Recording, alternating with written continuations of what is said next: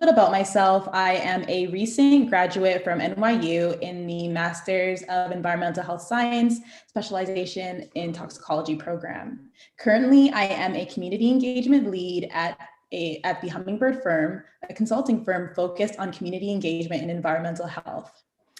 This series presentation has been sponsored by the NYU Center for the Investigation of Environmental Hazards, and I will be your facilitator this evening. So this presentation is just one of many. If you would like to see more, please visit NYU's CIEH channel for the rest of the series presentations. And also don't forget to subscribe. I will now be introducing the two speakers for today, Dr. Judith Zelikoff and Dr. Scott Sherman. So Dr. Zelikoff is a professor in the Department of Environmental Medicine at the Grossman School of Medicine in New York City. She has over 25 years of experience in toxicology and environmental health, which is that branch of public health concerned with reducing those factors in the environment, like air and water pollution that affect human health and disease. Her scientific research focuses on the toxic health effects of inhaled air pollutants like ozone and air particles, as well as effects from toxic materials from tobacco and electronic cigarettes, fires, and diesel exhaust. Over the last decade, studies in her laboratory have also focused on the effects of inhaled environmental toxic materials, including electronic cigarettes during pregnancy and their effects on neurodevelopment, cardiovascular disease, birth outcomes, obesity, behavior, and reproductive success. Her studies have revealed that early life exposure to e-cigarette aerosols can affect childhood behavior, brain function, and lung disease in the adults, and that such effects can occur even without nicotine present. In addition to her very active research program, Dr. Zelikoff is the Director for Community Engagement in the Center for Investigational and Environmental Hazards, working with underserved populations and Native Americans in the New York City metropolitan area. Over the last 20 years, she has also guided over 50 graduate students, including myself, and undergraduate students in the field of environmental health. Dr. Sherman received his MD from NYU School of Medicine and completed an MPH in epidemiology/biostatistics at the Boston University School of Public Health. He is currently a practicing physician in internal medicine and geriatrics and sees patients at the Veteran Health Administration, VA, in New York. His research studies have focused on how to redesign healthcare systems to better help people quit smoking. This has included helping ensure that providers offer treatment more often to smokers and also helping to increase smokers' interest in quitting. He is currently studying the use of text messaging to support smoking cessation and behavioral economic strategies to help increase the use of tobacco cessation treatment. He has over 180 peer-reviewed publications in scientific journals and is currently leading 8 large grants with funding from the National Institute of Health, the VA, and foundations. So let's give it up to our speakers, and I will let them take it away.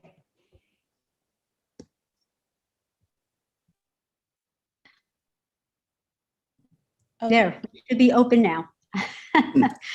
Okay, so I'm Judith Zelikoff, and thank you, Nosa, for that great introduction. And as Nosa said, this is a series. We've had several others, maybe 6 others, and they're all still on our YouTube channel, so please feel free to watch them. They're all associated with environmental health issues. So right now, many of our communities have concerns about vaping, and particularly with adolescents, and some people are certainly concerned about what to do if they're smoking and they're pregnant. What should they do? So we're going to talk about today about vaping and whether it's really a safer alternative to cigarettes. And I'd like to ask you all to write into the chat. This is about you. I'm not going to give you lots of didactic or talk. This is about what you want to know, what you want to ask as our listeners. So this is about you, the community, and the participants. I will start off with another slide, though, on showing you some falsehoods and some questions that many people ask. Nosa, could you put on the next slide, please? about the questions. Okay, click it again, please. Okay, so here are some questions that people often don't know. No, please go back. That people often don't know, and they look for guidance to people like Dr. Sherman and myself. So, there are no cancer-causing chemicals in e-cigarettes. That's really false. And please, I hope this leads you to asking further questions. It's a healthy alternative to the real thing. I'm afraid not. Can you vape where you can't smoke? That depends on where you are, what the state is that you're in, and what the county rules are. Is it a cheaper alternative? It could be. Sometimes it's 95% cheaper than actually buying a $10 pack of cigarettes in New York City. However, it could also be a little more expensive depending upon whether you're going to use devices and you need to buy cartridges for that can actually cost more than a $10 pack of cigarettes. While there's no cancer-causing tobacco, there is nicotine. Nicotine comes from tobacco. Also, you've probably heard about the batteries exploding and not taking them on the planes with you. And people always thought that there's no passive smoke. Well, we're not talking about passive smoke. We're talking about passive vapor, passive aerosols. And studies now show that there are health effects that can be associated with secondhand smoke or passive vapor that's being discharged from a vapor. And I had to look this one up myself. There's no bitter aftertaste. The bitter aftertaste that most people taste is because they've gotten a flavor, which although they're almost all of them are banned, people make their own vaping juice, and they can get the flavors and they can add it there. So I just want to get you started on some things to think about, and we'll go right into your questions from the chat. Thank you. Thanks very much. Thanks very much, Dr. Zelikoff. I would just add a couple of, like a minute on my view on e-cigarettes. We really talk about two different worlds when we talk about e-cigarettes.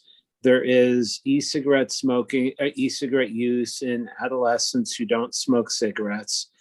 And then there's the issue of whether e-cigarettes offer some harm reduction or as a safer alternative to cigarette smoking in adults who smoked. And those are two totally separate questions. There is an incredible debate in the field about the latter part, about the role of e-cigarettes, not as a healthy alternative to the real thing, but a healthier alternative. Because they themselves carry risks, like you see for the things on this slide here. There are many people who believe that e-cigarettes would offer a way for current smokers, to have less harm. While there are other people in the scientific community that disagree about that. But I think where there's no disagreement is that for adolescent and young adult people who do not smoke, there is no role for e-cigarettes. There's no harm reduction there because they were not smokers. There's just harm.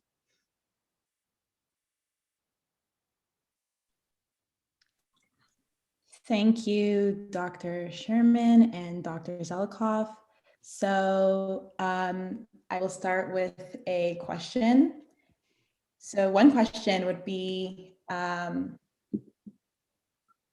do they differ from tobacco cigarettes in terms of chemicals? So what is the difference between e-cigarette chemicals and tobacco cigarette chemicals? I'm sure both Dr. Sherman and myself have some opinions on that. When you're smoking cigarettes, I think the latest I've seen is that it releases more than between 6,000 and 9,000 chemicals in the smoke. And many of these in the tobacco smoke, and many of these, almost 75 are carcinogens, meaning they're cancer-causing agents. Many of them are respiratory toxicants, meaning they can affect the respiratory tract. Others of them cause reproductive damage and changes in birth outcomes. Others of them compromise the immune system so that you can't fight infections.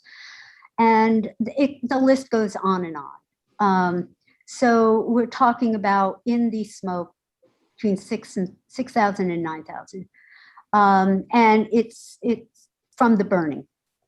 In electronic cigarettes, there are, latest I've heard is about 100 components. And while you're making up your e-juice, which is what you put into your e-cigarette device, it's made up of 4 ingredients. It's made up of propylene glycol and vegetable glycerin. And those are both what we call either solvents or humectants. And they allow for the vaporization. Along with them, you can add nicotine, or you can buy your vaping device with nicotine. And another ingredient are flavorings. Now, while people think, 6,000, 9,000, 4, that certainly is not 6,000, and it certainly can be healthier or safer, as Dr. Sherman said. But we also have to remember that when you heat, when you have this battery pack that actually heats the e-juice, that it could produce other chemicals as well. And many of the chemicals, or at least 10 that have been identified, can be cancer causing. And also, many of the chemicals, however, are also in much lower concentrations than in cigarette smoke.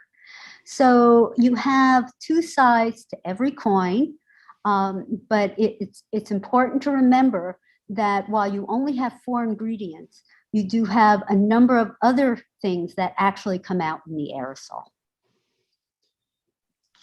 I would, that's really helpful to hear. And Dr. Zelikoff is one of the experts on all the different constituents in both cigarettes and e-cigarettes. From a clinical perspective, I think about this as e-cigarettes are meant to vaporize nicotine, and nicotine is what gets people addicted. It gets them addicted to cigarettes, it gets them addicted to e-cigarettes. But nicotine isn't what hurts people. What hurts people is all the other compounds. And it does seem like there is far less of them, both in terms of the number of them and, as Dr. Zelikoff said, the dose. And that's where the harm reduction argument comes in. What's the best thing for someone who smokes to do? The best thing is to quit completely. And there are FDA-approved medications for that. But I do have patients that have tried and haven't been able to quit smoking. And they switched completely 100% to an e-cigarette. And to me, that was a much better for the health. I mean, obviously, it would be even better if they could quit completely, but they weren't able to. So that's been my clinical view on this. Thank you so much, Dr. Zelikoff and Dr. Sherman. I think, Dr. Sherman, something that you said that leads perfectly into another question. I know you spoke about the various debates around the science of vaping. And so as a clinician, do you believe vaping can really help a patient quit smoking or stop smoking completely? I believe there's good evidence out there that it can. There was a really nicely done study in England where they gave people their choice of nicotine replacement, like a nicotine patch, or they gave people e-cigarettes. And at the end of the year in the study, people in the e-cigarette arm were basically twice as likely to be off cigarettes as people in the nicotine replacement arm. So to me, that and similar studies are really good evidence that this is a therapeutic option. There's so many questions we still have about what's the best way to get people to do this. How does this compare to nicotine replacement in other ways? And what I would also say is that I have patients who would be smoking, say, half a pack a day, and they would try an e-cigarette. And then when I would see them a bit later, they would be down to 5 cigarettes a day, plus an e-cigarette. And to me, that's not harm reduction. Then it's harm increase because you have the cigarettes and you have the e-cigarettes, whereas before you only had one or the other. So when I talk harm reduction, I'm talking switching completely to e-cigarettes. Thank you. And you did also speak about the doubling essentially of both using cigarettes and e-cigarettes. I kind of want to switch the conversation a little bit to the growing popularity of e-cigarettes in adolescents and young adults. Why are kids so attracted to it? What makes e-cigarettes and vaping so attractive? Dr. Elkoff, Dr. Sherman, as experts, what do you think is the reason for this? So I'll speak first if it's okay. And that is the work that we focus on in my laboratory. And what are some of the things? Well, I think that surveys have indicated that it's the flavorings. And so there have been mandates and bans on the flavors. And there are about 6,000 different flavors, everything from tutti frutti and grapefruit and bubble gum and, anything else you can think of, spearmint, peppermint, that would add flavor, pina colada. And so that was thought, and the adolescents, and we're talking about kids from anywhere from middle school, so we're talking about kids that are 9, 10, 11 years old, to middle school, to high school, to undergraduates in college. Those are your biggest users. And they love the flavor. So we'll see how the ban actually works on that. But the ban only goes so far because, when I go on the internet and I try to get tutti frutti, they ask me, am I 21? I say, of course I'm 21. Like any good person who's even 13 would say that, yeah, I'm 21. And you get it and you add it to your own. Now, one of the problems with adolescents is that their nervous system and their brain are still developing. And so actually they still develop, and I hope I'm right on this, Scott, that they actually develop until their mid-20s. And so what happens with adolescence is that any of these chemicals could really impair the behavior, the development of the brain. And studies have shown that adolescents actually get more addicted because of the physiological structure of the brain than adults do. So there is a big difference. Scott? I would add one other factor. See, you asked the really good question: is why have these been appealing to adolescents? And I'd say in one word, greed. And it's not greed on the part of adolescents. It is on the part of some e-cigarette manufacturers who basically adopted many of the same strategies that tobacco companies did. And despite saying on one hand that they were not marketing to teens, there were like hundreds of different social media ads which were very clearly marketed to teens. As one example, I just saw in the news today and haven't had a chance to read the full article. The headline is Juul to pay $40 million to settle North Carolina vaping case, the first in a stream of lawsuits which accusing the company of deceptive marketing targeted at teenagers. So teens are very susceptible to marketing, as everybody is, but teens particularly. And so basically we have gotten a whole big cohort of adolescents hooked on these before they could realize that it was addictive and it wasn't so easy to stop once they started. It was the same thing that happened with smoking, where Joe Camel and other ads like that marketed to teenagers. And then once they started, they found it wasn't so easy to stop. Thank you. I have to totally agree with Dr. Sherman. The marketing ploys are the same. And I've lectured on this to fifth graders and fourth graders. And my argument for them, or for them to think about this more clearly, is that while no one wants to be manipulated by their parents or told what to do by their parents or even their peers, they want to be unique. Unfortunately, they're allowing themselves to be manipulated by the tobacco companies and the e-cigarette companies, of which they are one, and they target the most vulnerable. So for those of you around my age, you remember Joe Camel, you remember this, but if you look at the ads, you have Black and brown people, you have children, they're all being, again, targeted. Thank you. Thank you, Dr. Zelikoff and Dr. Sherman. And so that leads into another question. How would a parent know that their child is vaping? And if they find out that their child is vaping, what are some strategies you both think can better equip these parents to help their children and to talk about their children about vaping?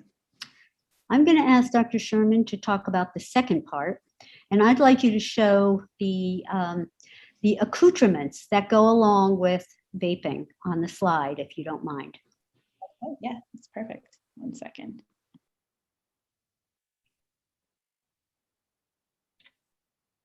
These are the Gucci items.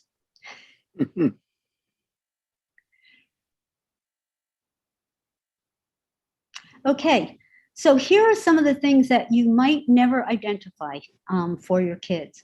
So I purchased a vaping sweatshirt, and unfortunately I left it in the office and I'm home, but the 2 drawstrings that you have are actually tubes, and you vape through the tubes of the drawstrings.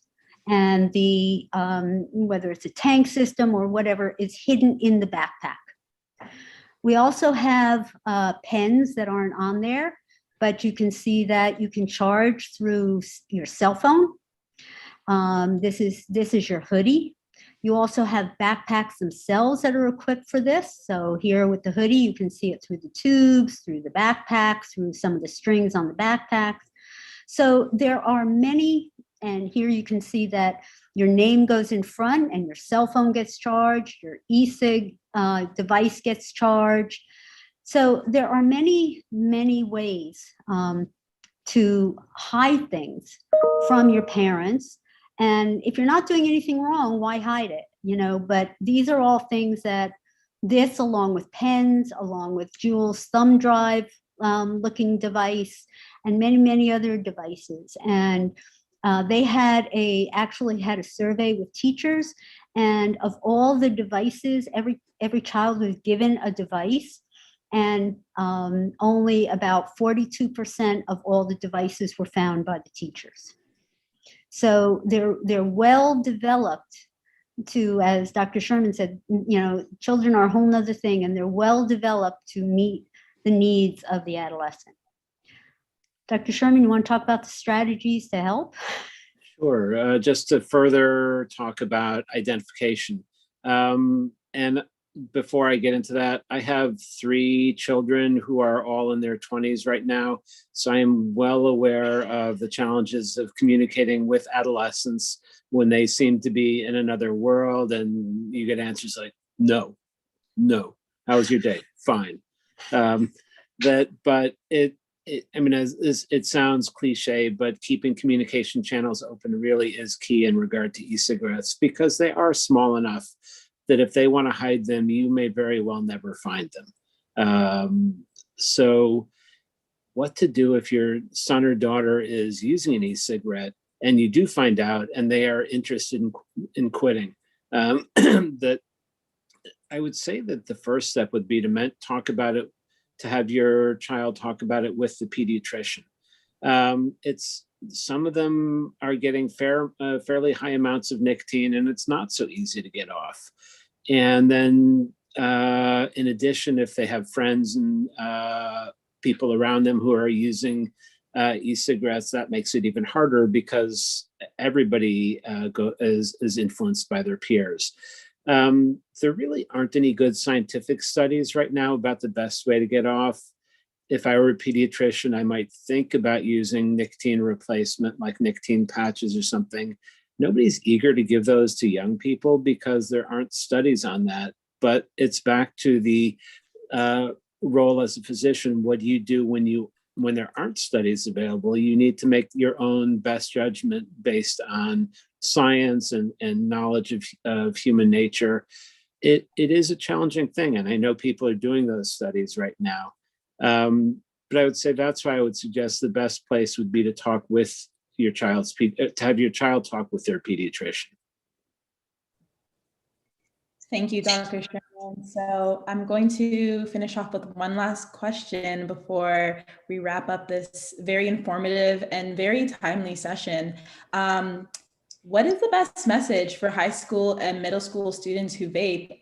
Dr. Zelikoff and Dr. Sherman, what are some advice that you would give these students towards those who are thinking about vaping, those who have just started, and those who have been vaping for quite some time? Would you like to go first, Dr. Sherman? It reminds me of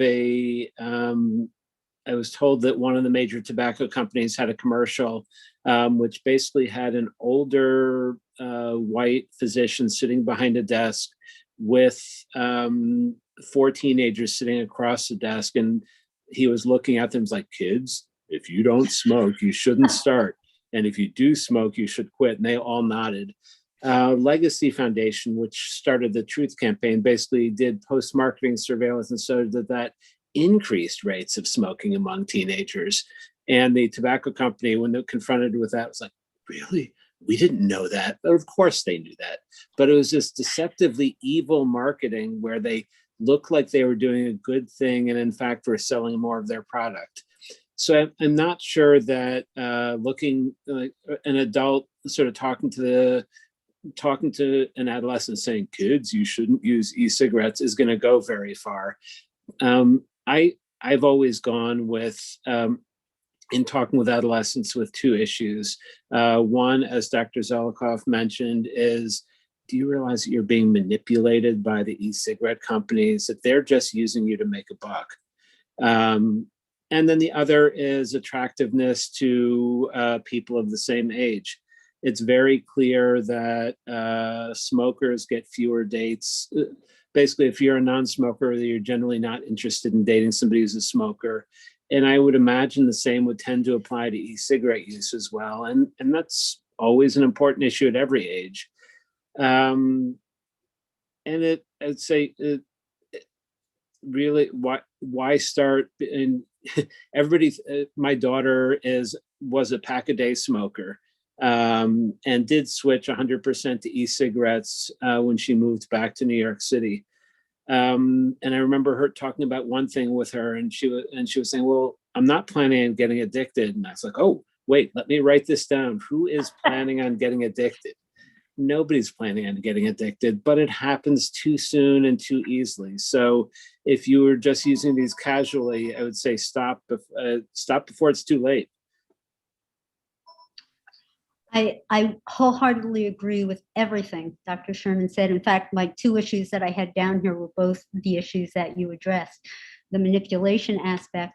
Also, I was on a panel where we looked at marketing tools, the flyers, the pamphlets, all of these things. And there was about 8 of us varying in age. And we all said, these are awful. They're really, this is like my parents tell me, don't smoke, don't just say no, don't do this, don't, really. So I think that, one thing that can really help, and I've seen these on a number of YouTubes, is where someone of the same age who maybe had EVALI or maybe are heavily addicted and their personalities have changed, because they will. Says, don't get started. And they write the marketing. They write, you're going to listen to your peers. And I think it's really important to have these messages come from the peers and come from people, come from students, etc., who have gone through negative, been addicted, or have very difficult health-related issues like this pneumonia that we saw 2 years ago or 3 years ago called EVALI. And only then are the adolescents and the people and marginalized populations and everyone else going to listen. Thank you. Thank you so much, Dr. Zelikoff and Dr. Sherman. So I'm going to be closing off this short series I'd like to first thank both Dr. Zelikoff and Dr. Sherman for your time and your effortless work in this field. I think it is very important. And I think that the information that we are learning is invaluable. I'd also like to thank NYU CIH for sponsoring this presentation and this series as a whole. Please, to everybody who's watching and to everybody who will watch, please share this video with your friends, family, and colleagues, talking about and discuss more about e-cigarettes. You really don't know who may benefit from this information. And again, if you would like to learn more about this series, these series like this one, please visit NYU CIH channel, and don't forget to subscribe and click the notification to never miss these videos. So again, thank you, Dr. Zelikoff, and thank you, Dr. Sherman. We're going to be closing this off. Thank you. Thank you. Thank you very much. All right, perfect. Okay.